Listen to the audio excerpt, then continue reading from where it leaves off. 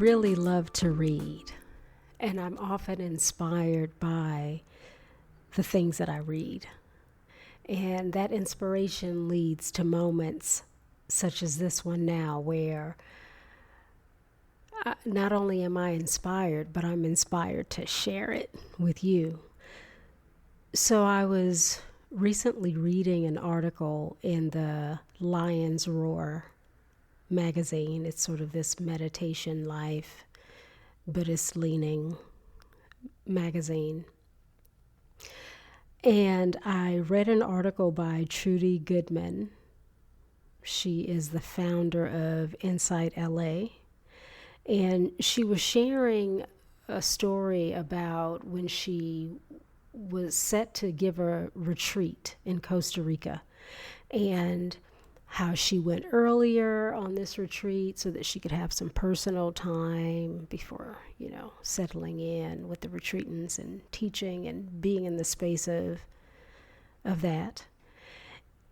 But she took ill, and this whole thing unfolded. And as I'm reading and hearing her story and life, and of course making the Buddhist connections, meeting moments, the nature of impermanence, how things can change in an instant. Life isn't, a guarantee. It's truly a gift. And I came across this one particular part, and this is the part that I want to share with you. And so that's the history, sort of the context, right? She says, "Time passed, and here I am, deeply grateful to be here. But I've had to learn to rest. I was raised to be an achiever, to stay productive. Our culture reinforces that. It's a kind of tyranny of productivity. This drive can feel oppressive when you truly need rest, as I did. Jack kept telling me, 'You're getting ahead of your skis,' whenever I do too much and then crash. Eventually, I learned to rest, and now I love it. I don't know if I'll ever return to being as productive as before, and I don't mind." I don't mind either. I love the spaciousness of time. Moments where I can just be with my own thoughts, my own reality, life, contemplate the fullness of my being, who I am in relation to everyone else, and where do I see my road going?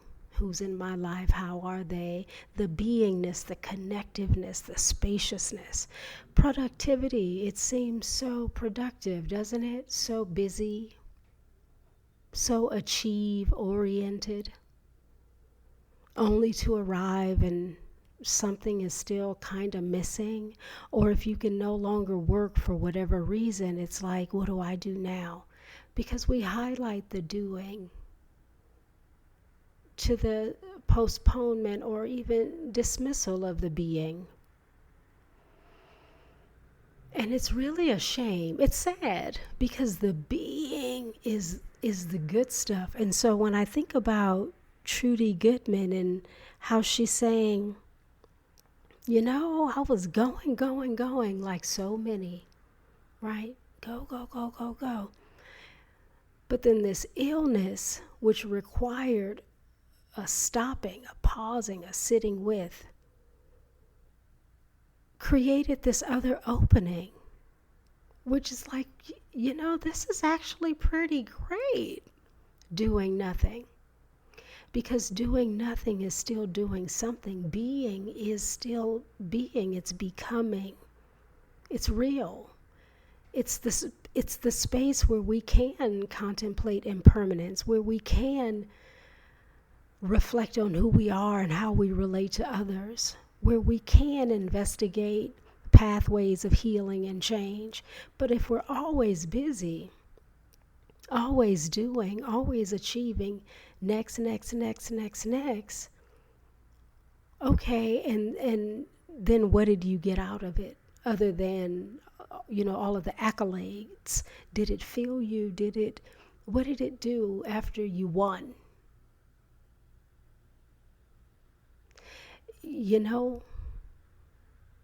maybe nothing, because do you ever stop to even contemplate? It's like, okay, did this next.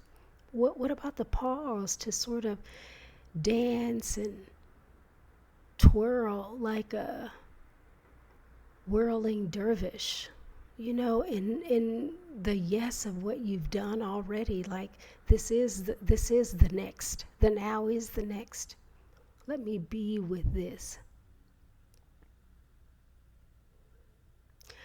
I often talk with my partner about reserve, and the importance of living a life from our overflow, not from our reserve. Because the overflow is where the true meaning inside of what we're doing rests.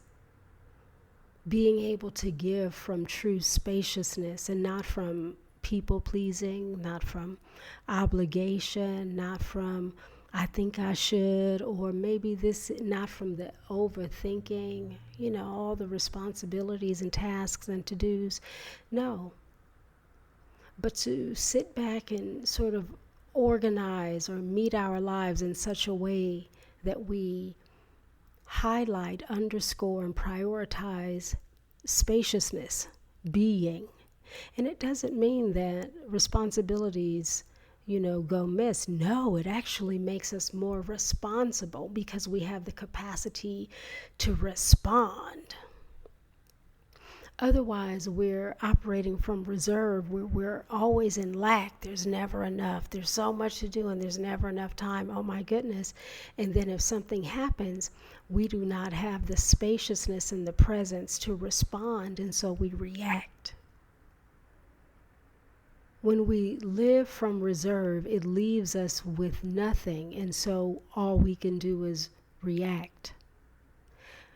But when we find the rest, when we find the stillness, when we sit and look at our lives and create a system that prioritizes being and spaciousness, then it's like it's a whole other world. Because there's so much in life we cannot control, it's important to really try to be present with what we can control, because even that you can't really, right? What is control truly? An illusion, because we all die, and so there is no controlling the ultimate of things. But when we sit in stillness and stop running around and look at ourselves and our lives, we can create something that actually helps to sustain us in an abundant way. Because those other things that we can't control will require us to be able to be with them. But if we're operating from reserve and then something else happens, especially a big something, then the world crashes in on us and we feel ill-equipped. We feel down. There's despair, there's hopelessness, there's something that feels like a victim, like life is just not giving me a break. When you know what? Life is so amazing that it's even supporting you through the belief that you're not catching a break. It's not even going to abandon you in that moment. And the truth is, all that you need to move through rests within you. But if you do not carve out the time to prioritize spaciousness, you'll never access it, not in any real and consistent way. Or you'll have to make more mistakes, more trial and error. So this article, that Trudy shared with the readers, really reminded me of the beauty and magic of space and rest, and how we do live in a society that leaves us with the, oh no, we can't do that. I don't want to be lazy. I can't just sit down. I need to be doing something. I can't just watch TV. I feel so bad. I didn't save the world today. Where did we learn that? How did that become what's true? Because as children, you're out there exploring the world, being creative, free, until you can't for whatever reason. And that comes sooner or later, depending on your reality, right? But as adults, it's like, oh, you got to go to school, achieve, and do this, and become something, and then become something else, and make sure you keep on becoming, and then make sure you can hold on to the becoming that you became. And it's like, okay.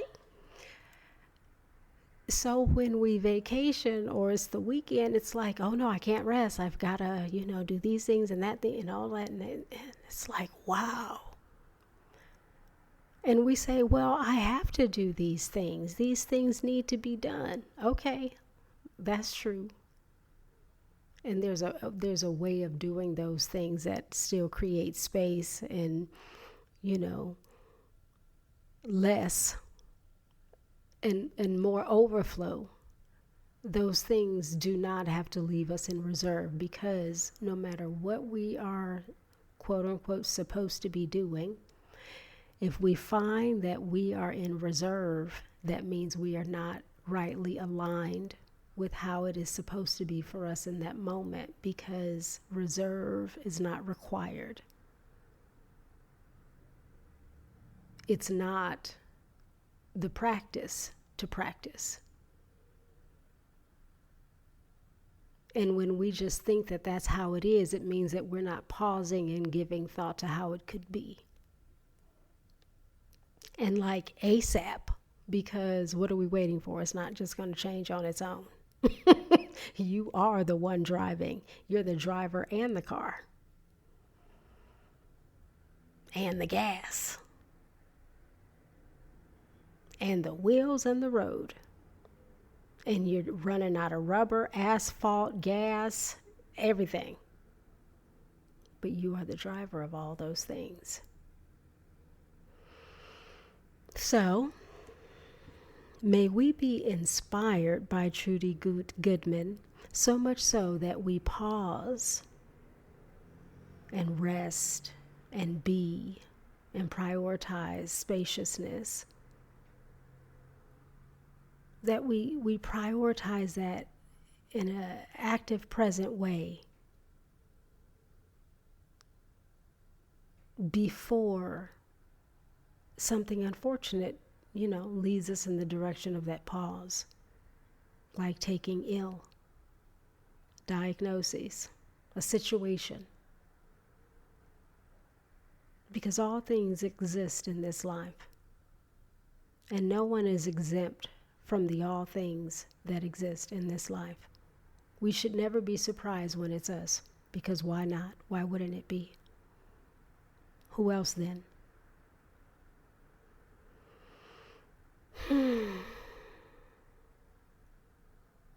Thank you. Thank you for listening. Yay. I appreciate your ear and your presence. You continue to be really good company in this here space.